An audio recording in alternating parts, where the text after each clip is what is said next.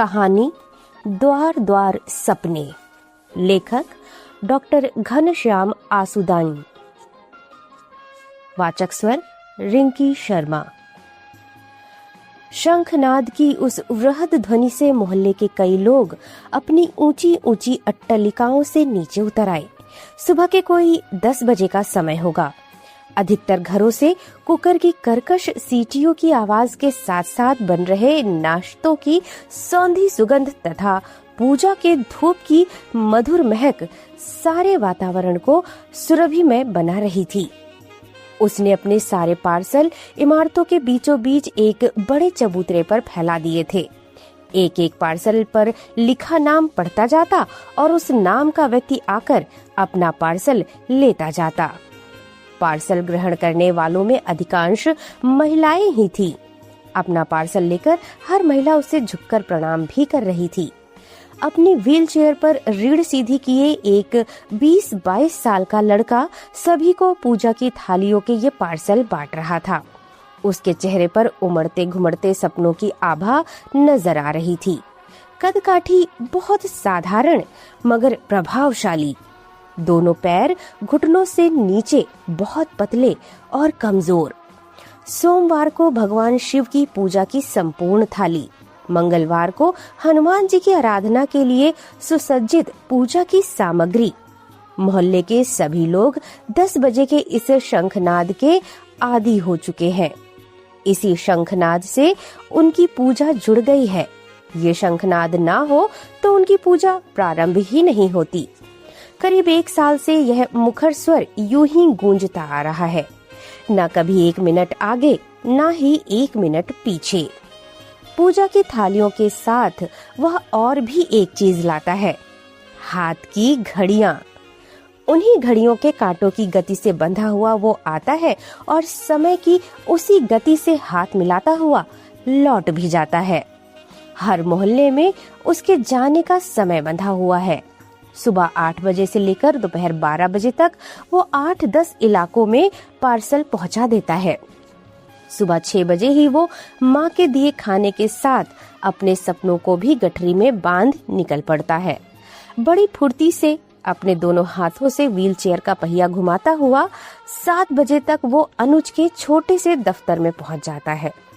अनुज ने हाल ही में अपना एक नया स्टार्टअप शुरू किया है। नाम रखा है समय आराधना। शहर के एक छोटे कारखाने में बनने वाली घड़ियां ऑनलाइन तरीके से लोगों तक पहुंचाने का ये काम उसने लगभग 1 वर्ष पहले शुरू किया था। बहुत अच्छा रिस्पांस न आने पर उसने इसमें एक और आयाम जोड़ दिया। आसपास के मोहल्ले में रहने वाली कुछ महिलाओं से वो अलग अलग दिनों में अलग अलग भगवानों की होने वाली अलग अलग पूजा की थालियां बनवा लेता। उन्हें एक छोटी सी मशीन की सहायता से उस भगवान के चित्र के साथ पैक कर लेता तथा ऑनलाइन प्राप्त होने वाले ऑर्डरों के हिसाब से उन्हें वितरित करवाता। लोगों की पूजा का समय सुबह तथा शाम को रहता है, अतः ये काम सुबह 8 बजे से 12 बजे तक तथा शाम 6 बजे से 8 बजे तक होता है। वितरण की सारी जिम्मेदारी सक्रिय की रहती। उस दिन सोमवार था। पहले मोहल्ले में जैसे ही उसने पहला शंखनाद फूंका, 18-19 वर्ष की एक लड़की भागती दौड़ती उसके पास आ पहुंची। उसने सफेद रंग का डॉक्टरों जैसा वस्त्र पहन रखा था। वो कुछ हांफते हुए बोलने लगी, भैया मेरा पार्सल जल्दी दे दो, मुझे शिवजी की पूजा निपटाकर कॉलेज जाना है। आज मेडिकल कॉलेज का मेरा पहला दिन है। फिर उसने झुककर सक्रिय को प्रणाम किया। सक्रिय का दाहिना हाथ आशीर्वाद को उठा जरूर, मगर उसी वक्त उसके अंतःस्थल में जाने क्या जोर जोर से उथलने पुथलने लगा अंदर कोई हड़बड़ाकर जाग उठा है, बाहर आने के लिए मचल रहा है। उसे यदि सांस लेने को खुली हवा नहीं मिली तो वो वहीं छटपटाकर दम तोड़ देगा। बीते हर पल के साथ उसकी ये बेचैनी कई गुना बढ़ती जा रही थी। सक्रिय को होश ही नहीं रहा कि उसने वहाँ बैठे बैठे किसको कितने पार्सल बांटे। वो अपनी ही धुन में जाने क्या बुदबुदाए जा रहा था। ये बेचैनी और ये छटपटाहट उसके लिए नई नहीं थी। जब जब वो किसी नवयुवक या नवयुवती को उस सफेद पोशाक में देखता तो इसी तरह उद्विग्न हो उठता। फिर स्वयं को संयत करते करते उसे बहुत देर लग जाती। बहुत संभालता स्वयं को, मगर मन कमबख्त उसे उसकी व्हील चेयर पर अकेला छोड़ कहीं से कहीं उड़ता चला जाता। बेटा 5 बज गए हैं, जल्दी उठो वरना पहली बस निकल जाएगी, फिर तुम्हें क्लास पहुंचने में देर हो जाएगी। माँ की उस आवाज पर सक्रिय तुरंत उठ जाता और 10-15 मिनट में तैयार होकर अपनी व्हील चेयर सहित बस स्टॉप पहुंच जाता। वहाँ उसके कुछ मित्र उसकी व्हील चेयर बस में चढ़ा देते तथा उसे भी सहारा देकर बस में बिठा देते। कामठी से 5:30 बजे की बस पकड़कर 6 बजे नागपुर पहुंच जाता। वहाँ भी अक्सर बस का कंडक्टर या कोई अन्य यात्री बस से उतरने में सहायता कर देता। LIC चौक पर उतरकर शीघ्रता से व्हील चेयर हाँकने लगता। LIC चौक से धर्मपेठ तक का लगभग 3 किलोमीटर का अंतर वो लगभग 25 मिनट में तय कर लेता और 7 बजने में अभी 5 मिनट शेष ही होते तो वो अपनी कक्षा में दाखिल हो जाता। सुबह की पहली क्लास बायोलॉजी की होती थी। उस समय तक अधिकतर छात्र कक्षा में नहीं पहुंचे होते थे। बायोलॉजी पढ़ाने वाले सिन्हा सर अक्सर दरवाजे पर खड़े उसकी व्हील चेयर को आता देखते रहते थे। जैसे ही वो व्हील चेयर से उतरता, उसे देखकर सिन्हा सर की आंखों में एक चमक उतर आती। वे आगे बढ़कर उसका कंधा थपथपाते और कहते, वेरी पंक्चुअल, वेरी गुड। उनके ये शब्द उसके सपनों को पंख लगा देते और वो उन पंखों के सहारे उड़ने को मचल उठता। मेडिकल कॉलेज में प्रवेश के लिए होने वाली नीट परीक्षा की पढ़ाई करवाने वाली शहर की वो सबसे अच्छी क्लास थी। शहर के सभी संभ्रांत लोगों के लड़के लड़कियां महंगी चमचमाती मोटरों में बैठकर वहां पढ़ने आते। उन सब के बीच अपने सपनों की गठरी थामे व्हील चेयर का ये बाशिंदा सबसे अलग थलग दिख पड़ता था। लेकिन उसकी नजर मोटरों में आने जाने वाले उजले चेहरों पर नहीं, उसकी नजर तो अपनी बूढ़ी विधवा माँ के चेहरे की झुर्रियों पर रहती, जो दिन भर उस छोटे से कस्बे में बैठकर एक एक तार उसके लिए सपने बुनती। अपने हथकरघे पर वो दिन भर में मुश्किल से 1 या 2 सूती टॉवेल बुन पाती। इस तरह हफ्ते भर में जब वो लगभग 1 दर्जन टॉवेल बुन लेती तो वो रविवार को सक्रिय के हाथ वे सभी टॉवेल सेट चंदू लाल की दुकान में भेज देती। उससे जो रकम आती उसी से उन दोनों माँ बेटों का सारा संसार चलता। सेठ चंदूलाल ने ही नागपुर की एक स्वयंसेवी संस्था से कहकर सक्रिय के लिए नीट की कक्षाओं की फीस का इंतजाम करवा दिया था। ये पैसा उसे कर्ज के रूप में मिला था, जो उसे डॉक्टर बनने के बाद किश्तों में लौटाना होगा। सक्रिय के सपने धीरे धीरे मगर स्थिर गति से आकार ले रहे थे। इस छोटी उम्र में भी जिंदगी ने उसे कई पाठ पढ़ा दिए थे। विकलांग व्यक्ति को यूं भी जिंदगी को बहुत करीब से देखने का अवसर मिलता है, इतना करीब से कि कभी कभी तो उसका अंदरूनी रूप देखकर वो कांप ही उठता है। पग पग पर उसे दूसरों की सहायता लेनी होती है। लोग आपको तभी कुछ देते हैं जब आपके पास उन्हें देने के लिए कुछ हो। दोपहर लगभग 12 बजे उसकी कक्षा खत्म हो जाती थी। उसकी कक्षा के समीप ही एक बड़ा 3 सितारा होटल था। उसी होटल में उसे डिलीवरी बॉय का काम मिल गया था। दोपहर 12 बजे से शाम 5 बजे तक वो अपनी व्हील चेयर चला चलाकर खाने के पार्सल घरों और दुकानों में पहुंचाता। इस काम से उसे इतनी आमदनी हो जाती कि वो अपना खर्चा खुद चला लेता। होटल वालों ने उसकी व्हील चेयर पर एक पोस्टर लगा दिया था। उस पर बड़े बड़े अक्षरों में लिख दिया था, I can not run fast, but I can deliver faster। इससे होटल को मिलने वाले ऑर्डरों में बहुत बढ़ोतरी हो गई थी। एक और बढ़े हुए ऑर्डरों का कुछ हिस्सा इंसेंटिव के रूप में उसे मिल जाता, तो दूसरी ओर लोगों की सहानुभूति के चलते उसे कभी पैसे, कभी खाने को कुछ मीठा नमकीन, तो कभी सुनने को ही कुछ मीठा नमकीन मिल जाता। घर पहुँचते पहुँचते उसे शाम के 7 बज जाते। हाथ मुंह धोकर 7:30 बजे पढ़ने बैठ जाता तो आधी रात तक पढ़ता ही रहता। न खाने पीने की सुध रहती, न सोने की। माँ ही उसे खाना खिलाती और हाथ पकड़कर जबरदस्ती सुला भी देती। 2-3 घंटे होते न होते उसे झकझोर कर उठा भी देती। माँ ने कहीं सुन रखा था, अच्छी नींद लेना मन और शरीर के लिए जरूरी होता है। उसका बेटा तो केवल 3-4 घंटे ही सोता है, अतः उसे सदा इस बात की फिक्र बनी रहती कि कम नींद के कारण उसका बेटा कहीं बीमार ना हो जाए। इस बात पर वो हमेशा माँ से कहता, माँ, तेरे बेटे का नाम सक्रिय है और वो सदा सक्रिय ही रहेगा। उसे नींद की नहीं, नींव की आवश्यकता है। अब लाख आंधी तूफान आए, वे इस नींव को हिला नहीं सकते। माँ, तुमने जो इमारत खड़ी की है, उसकी 4 दीवारी त्याग, तपस्या, प्यार और विश्वास से बनी है। अपने मासूम सक्रिय के मुंह से ऐसी बड़ी बड़ी बातें सुनकर 60 को पार कर चुकी वह वृद्धा निहाल हो जाती। उसके अंग अंग में मानो नया जीवन चक्र चहक उठता। वो बेतहाशा अपने लाल का मुख बार बार चूमने लगती। तू तो बहुत बड़ा हो गया है रे, कहाँ से सीख के आता है इतनी अच्छी अच्छी बातें। उसने सुना था मेडिकल कॉलेज में प्रवेश के लिए कुछ स्थान विकलांगों के लिए आरक्षित भी होते हैं। अब तक तो उसने अपना जीवन बैसाखियों पर बिताया था। कॉलेज में वो बैसाखियों के सहारे नहीं, अपने ज्ञान के बूते जाना चाहता था। उसकी स्पर्धा भी बैसाखियों से नहीं, स्पर्धा सशक्त पैरों से थी। दौड़ना था दुनिया के साथ, कदम से कदम मिलाकर लाखों की भीड़ में रास्ता तलाशना था। परीक्षा अब नजदीक आ गई थी, मगर उसने अपना फूड डिलीवरी का काम नहीं छोड़ा। पढ़ाई के अधिकांश कॉन्सेप्ट्स उसे समझ में आ गए थे। अब केवल उन्हें परीक्षा के पर्चों में उतारना शेष था।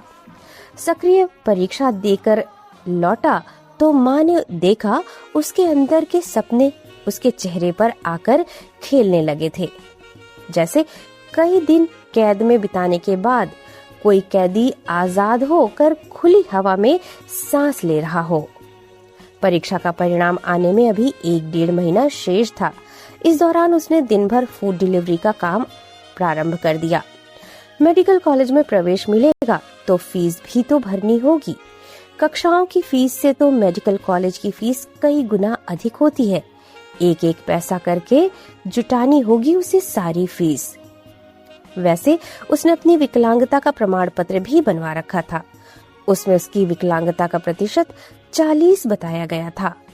वो ये भी जानता था कि 40% से अधिक विकलांगता वाले लोगों को मेडिकल कॉलेज में प्रवेश नहीं दिया जाता। कभी कभी जाने क्यों उसका दिल कहीं कोई एकाध धड़कन मिस कर जाता था। वो 15 जून की सुबह थी। हमेशा की तरह उसने सुबह 7:10 पर आकाशवाणी पुणे से प्रसारित होने वाला रेडियो न्यूज बुलेटिन चला दिया। उसमें खबर सुनी कि आने वाली 21 जून को नीट परीक्षा का परिणाम घोषित होगा। खबर सुनकर उसके सपने आपस में ही उलझ पड़े। कुछ सपने तो लगे बल्लियों उछलने और भांगड़ा करते, मगर कुछ सपने मन के किसी कोने में जाकर दुबक गए। कुछ अन्य सपने दिन, घंटे, मिनट, सेकंड का हिसाब करने लगे। सपनों की दुनिया से निकलकर वो रोज की तरह अपने काम पर चल पड़ा था। LIC चौक पर उतरकर वो रिजर्व बैंक चौक पार कर रहा था। अचानक उसे लगा उसके दोनों हाथ कुछ कांप रहे हैं। उसकी आंखों के सामने भी कुछ क्षण तक अंधेरा सा छा गया। उस अंधेरे में भी वो मेडिकल कॉलेज के द्वार पर खड़ा अपना नंबर आने की राह देख रहा था। हरा सिग्नल हुआ तो हड़बड़ाकर उसने व्हील चेयर का पहिया घुमाना शुरू कर दिया। धर्मपेट जाने के लिए वहां से वह दाहिने मुड़ता था। उस दिन दाहिना मोड़ लेते लेते जाने कैसे उसकी व्हील चेयर सरपट दौड़ती एक ट्रक से रगड़ खा गई। कुछ दूर तक तो उसकी व्हील चेयर ट्रक के साथ ही घिसटती चली गई।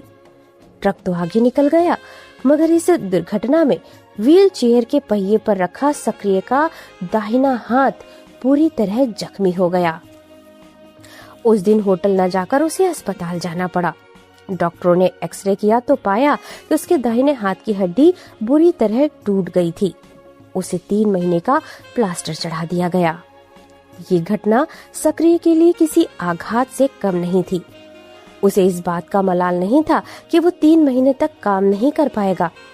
उसका दिल तो यही सोच सोच कर डर जाता था कि कहीं उसका टूटा हाथ उसके कॉलेज में प्रवेश के आड़े ना आ जाए।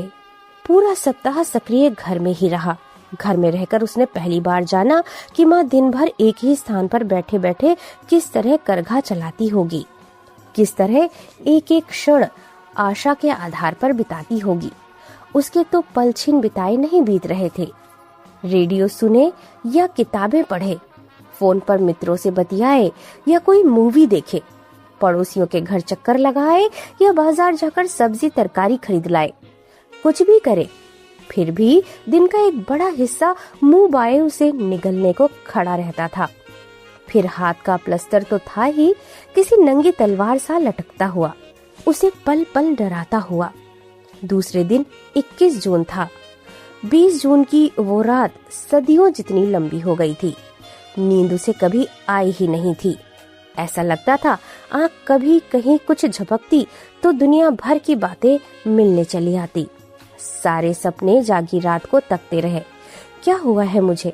कुछ भी तो नहीं, केवल जरा हाथ ही तो टूटा है। दुर्घटना किसी के भी साथ हो सकती है, उससे प्रवेश का क्या संबंध? पर कौन जाने कब क्या हो जाए। मेडिकल प्रवेश के नियम हर साल बदलते हैं। सुना तो उसने ये भी था कि इस साल भी नए नियम आए हैं। अब प्रतिशत के आधार पर नहीं, बल्कि प्रत्यक्ष मेडिकल बोर्ड के सामने अपनी योग्यता सिद्ध करनी होती है। नियम चाहे जो हो, उसे तो प्रवेश मिलेगा ही। क्या माँ का तप, त्याग, प्यार और विश्वास यूं ही व्यर्थ जाएंगे? दुनिया तो नियमों से चलती है, तब त्याग से थोड़ी। ये सब कहने सुनने की बातें हैं, बातें, झूठी बातें, खोखला दर्शन, दिल के खुश रखने का ख्याल मात्र। लेकिन उसने कौन सा नियम तोड़ा है? उसके पास तो 40% विकलांगता का प्रमाण पत्र है। हाँ तो मिल जाएगा भाई तुझे प्रवेश, कुछ धीरज तो रख। ये कौन बोल रहा है भीतर से?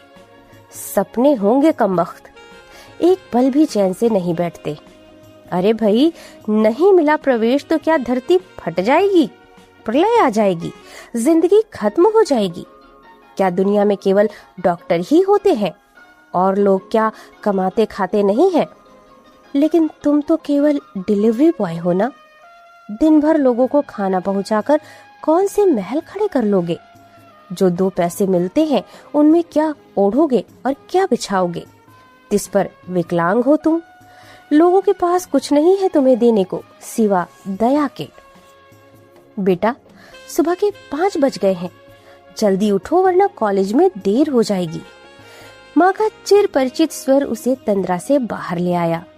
वो रोज की भांति उठा और 10-15 मिनट में तैयार होकर माँ के समक्ष आकर खड़ा हो गया। माँ ने अपना चिर परिचित आशीर्वाद दिया, जीत कराना। परिणाम उसकी आशा के अनुरूप ही आया। उसे 720 में से 651 अंक प्राप्त हुए थे। उसके सपने 7वें आसमान पर उड़ने लगे। उसे भरोसा हो गया कि अब तो उसे उसी के शहर का मेडिकल कॉलेज मिलेगा। प्रवेश समिति ने उसे अस्पताल के मेडिकल बोर्ड के सामने उपस्थित होने को कहा। बोर्ड ने सबसे पहले उससे नए नियमों के अनुसार स्वयं प्रमाणित शपथ पत्र मांगे। उन्होंने एक नजर उन शपथ पत्रों पर डाली और फिर उसे सिर से पांव तक अपनी नजरों से भेद डाला। उसे लगा मानो उनकी नजरें केवल बाहर ही नहीं, उसके भीतर भी सब कुछ देख रही थी। उसके मन की उथल पुथल, उसके मस्तिष्क का असमंजस, उसके हृदय का संभ्रम, उसके अंग अंग से टपकने वाली पसीने की बूंदें, सब कुछ देख रहे थे वे। उसने स्वयं आगे बढ़कर अपनी विकलांगता का प्रमाण पत्र भी उनके आगे रख दिया। सर, ये प्रमाण पत्र मैंने ऑनलाइन तरीके से बनवाया है। कहते हुए उसकी आवाज में एक अजीब सी कंपन हो रही थी। उसे समझ में नहीं आ रहा था क्यों वो इतना कमजोर महसूस कर रहा था स्वयं को। अब तक तो उसे उसके टूटे पांवों का कभी ख्याल भी नहीं आता था। आज अचानक हर क्षण उसकी नजर बरबस ही अपने कमजोर पैरों की ओर चली जा रही थी। फिर उसे ख्याल आया कि उसने आज अपने सारे प्रमाण पत्र बाएं हाथ से ही दिए थे। तब उसे लगा कि सभी की नजरें उसके प्लास्टर लगे दाहिने हाथ को ही घूर रही थीं। वो कुछ संभलता इससे पहले ही एक सदस्य ने एक के बाद एक उस पर सवालों की झड़ी लगा दी। क्या आप भारी चीजें अपने सिर से ऊपर तक उठाकर फिर उन्हें अपनी जगह रख सकते हैं? क्या आप स्वयं अपने हाथों से खाना खा सकते हैं? क्या आप स्वयं कंघी से बाल संवार सकते हैं? क्या स्वयं के कपड़े स्वयं पहन सकते हैं? क्या पाखाने के बाद स्वयं को स्वच्छ कर सकते हैं? क्या हाथ में गिलास उठाकर स्वयं पानी पी सकते हैं? क्या आप अपनी कोट के बटन स्वयं लगा सकते हैं? क्या आप स्वयं पैंट, धोती आदि पहन सकते हैं?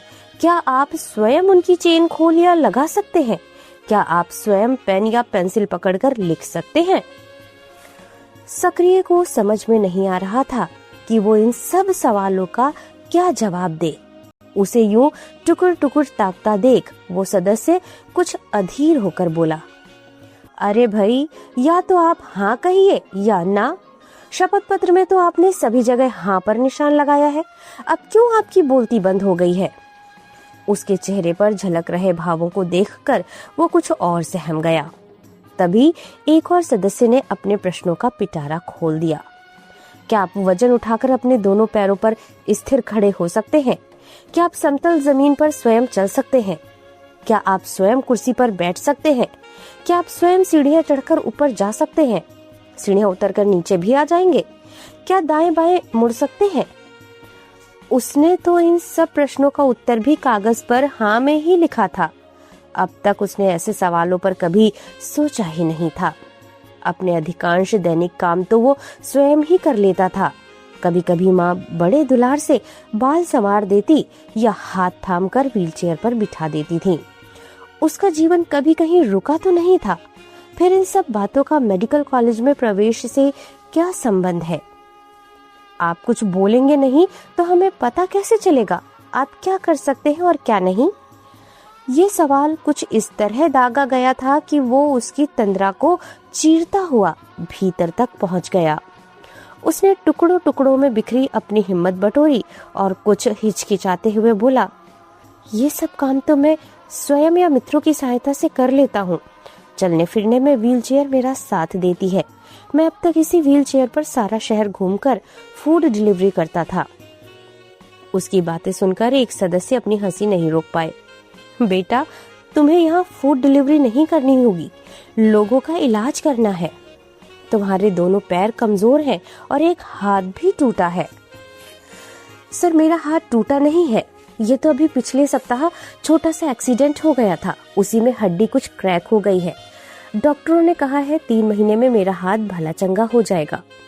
ये बात उसने इतने उत्साह से कही कि उसका सारा चेहरा खुशी से धमक उठा। इस पर बोर्ड के अध्यक्ष ने उसके हाथ का एक्सरे सामने कर दिया और कहने लगे, ये देखो, तुम्हारी हाथ की हड्डी पूरी तरह चूर चूर हो चुकी है। अब ये कहना कि तुम्हारा हाथ कब तक सामान्य हो पाएगा संभव नहीं है। अतः इस समय तो यही मानना होगा कि तुम 2 पैरों तथा एक हाथ से विकलांग हो। इस तरह तुम्हारी विकलांगता का प्रतिशत 75 हुआ। ऐसे में हम तुम्हारे मेडिकल कॉलेज में प्रवेश की सिफारिश नहीं कर सकते। लेकिन सर, मुझे 651 अंक मिले हैं, मेरा ऑल इंडिया रैंक। उससे बोर्ड को कुछ लेना देना नहीं है। बोर्ड से कहा गया है कि हम आपकी विकलांगता का आकलन करके निर्धारित करें कि आप मेडिकल कॉलेज में प्रवेश के लिए पात्र हैं या नहीं। आपका ऑल इंडिया रैंक यदि पहला भी होता तो भी हमारा निर्णय वही होता जो अब है। ये बात सुनकर सक्रिय का वर्षों से संचित धैर्य कुछ डगमगा गया और वो बोल पड़ा, सर, एक ही एक्सरे को देखकर 2 अलग अलग डॉक्टर अलग अलग नतीजे पर कैसे पहुंच सकते हैं? मैंने तो सुना है मेडिकल साइंस में चीजें बहुत स्पष्ट और ऑब्जेक्टिव होती हैं। एक छात्र के ऐसे तर्क सुनकर सभी सदस्यों के चेहरे तमतमा गए। बोर्ड के अध्यक्ष ने उसे डपटते हुए कहा, तुम अपने तर्क अपने पास रखो। हम जो यहाँ 5 डॉक्टर बैठे हैं, उन्हें तुम मेडिकल साइंस सिखाओगे? तुम बहुत होशियार लग रहे हो। तुम दूसरा कोई अच्छा सा करियर चुन लो। विकलांगों के लिए सरकार ने अनेक योजनाएं बनाई हैं, उनका लाभ उठाओ। टूटे हाथ पैरों से तुम दूसरों का इलाज कैसे करोगे? उन्होंने घंटी बजाई और चपरासी को इशारा करके सक्रिय को बाहर ले जाने के लिए कहा। सक्रिय तब भी वहीं डटा रहा और कहने लगा, सर मैं ऐसे डॉक्टर को जानता हूँ जो इसी शहर का एक बड़ा नाक, कान और गले का सर्जन है। उसके दोनों पाँव नहीं है सर, और उसका एक हाथ भी। इस बीच चपरासी ने आकर उसका हाथ पकड़ लिया था और लगभग घसीटते हुए उसे कमरे से बाहर ले जाने लगा। तभी सक्रिय कहता ही रहा, आप भी तो उन्हें जानते होंगे सर, उनका नाम डॉक्टर लूले है, आप चाहे तो। तब तक चपरासी उसे बाहर लेकर आ चुका था। अस्पताल से बाहर आया तो सक्रिय के हाथ व्हीलचेयर के पहिए को नहीं घुमा पा रहे थे। जख्मी हाथ का दर्द कई गुना बढ़ गया था और दूसरा हाथ सुन्न हो गया था। बहुत देर तक वो अस्पताल के बाहर व्हीलचेयर पर ही बैठा रहा। एक एक कर हंसते मुस्कुराते छात्र छात्राएं बाहर आ रहे थे। मेडिकल कॉलेज में प्रवेश पाने की खुशी में गाते गुनगुनाते छात्र, अपने सपनों से सराबोर खिलते चेहरे लिए छात्र। जब सारे छात्र जा चुके तो उसने किसी तरह व्हील चेयर का पहिया घुमाया और बस स्टॉप की ओर चल पड़ा। इस घटना के बाद उसके जीवन से सक्रिय जैसे कहीं खो गया। वो सुबह से शाम तक जड़वत पड़ा रहता, खुद दिल से दिल की बात कहता और रो लेता। उसके सारे सपने गहरी नींद में सो गए थे जैसे। वो अपने बीते दिनों को याद करता। उसने अपनी नीट की कक्षा में और फूड की डिलीवरी करने वाले घरों में भी कई कई सपने देखे थे। चारों ओर बिखरे सपने, कुछ छोटे सपने, कुछ बड़े सपने, कुछ हरे तो कुछ मरे सपने, कुछ रोते तो कुछ गाते सपने, कुछ पूरे तो कुछ अधूरे सपने। जितने लोग उतने सपने, हर द्वार पर सपने, हर मन मस्तिष्क में सपने। क्या सब सपने पूरे होते हैं? जब सपने पूरे नहीं होते तो क्या करते हैं लोग?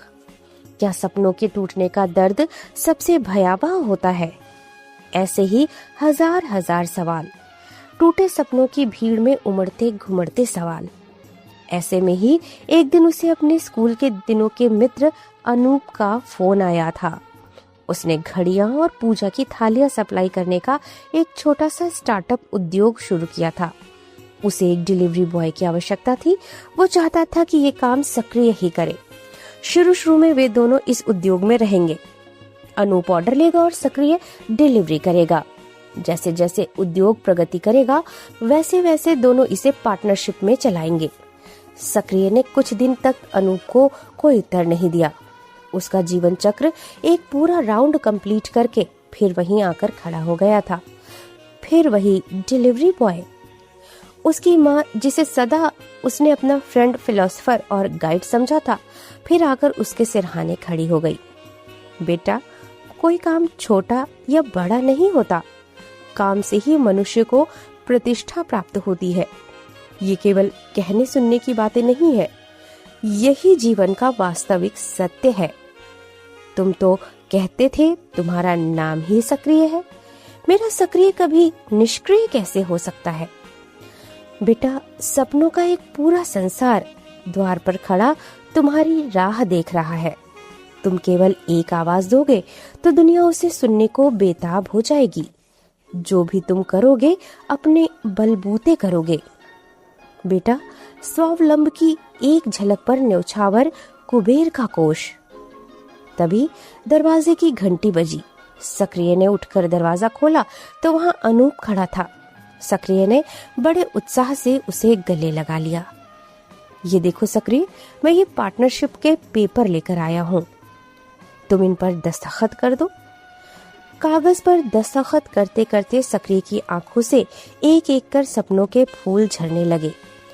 दूसरे दिन सुबह 5:30 बजे द्वार पर खड़े सपनों को साथ लेकर सक्रिय बस में सवार हो गया। कहानी द्वार द्वार सपने समाप्त।